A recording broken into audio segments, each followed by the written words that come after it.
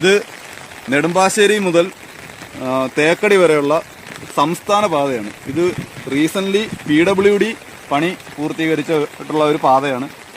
ഈ റോഡാണ് ഇത്തരത്തിൽ നശിപ്പിച്ചുകൊണ്ടിരിക്കുന്നത്.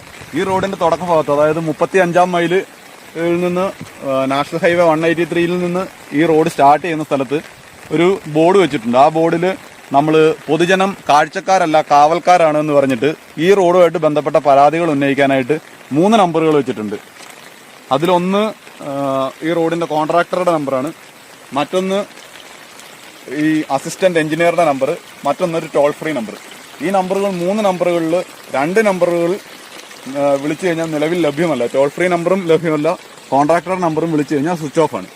പിന്നെ ആകെയുള്ള ഒരു അസിസ്റ്റന്റ് എഞ്ചിനീയറുടെ നമ്പറിൽ ഞാൻ ഈ മാസം 11-ാം തീയതി തന്നെ വിളിച്ച് ഇതുമായിട്ട് ബന്ധപ്പെട്ട് കംപ്ലൈൻറ്റ് പറഞ്ഞിരുന്നു. അന്ന് അദ്ദേഹം പറഞ്ഞിരുന്നു ഇത് എത്രയും പെട്ടെന്ന് ഇതിൻ്റെ ബന്ധപ്പെട്ട ആൾക്കാരുമായിട്ട് സംസാരിച്ച് ഈ ഇഷ്യൂ കൈകാര്യം ചെയ്യാം, ഈ ഇഷ്യൂ പരിഹരിക്കാം എന്ന് ഉറപ്പ് നൽകിയിരുന്നു.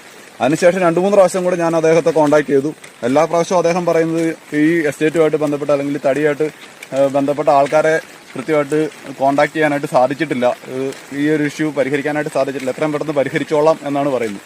ഇത്തരത്തിലാണ് ഗവൺമെൻറ്റിൻ്റെ വിവിധ ഫണ്ടുകൾ ഉപയോഗിച്ച് നിർമ്മിക്കപ്പെടുന്ന ഓരോ റോഡുകൾ. പ്രത്യേകിച്ച് മേലോരം പോലുള്ള ഞങ്ങളുടെ സ്ഥലത്തേക്കുള്ള ഈ റോഡുകൾ, ഇവിടെയൊക്കെ എന്തെങ്കിലും ഒരു ചെറിയൊരു ഫണ്ടെങ്കിലും ലഭിക്കുന്നത് വളരെ വിരളമായിട്ടാണ്.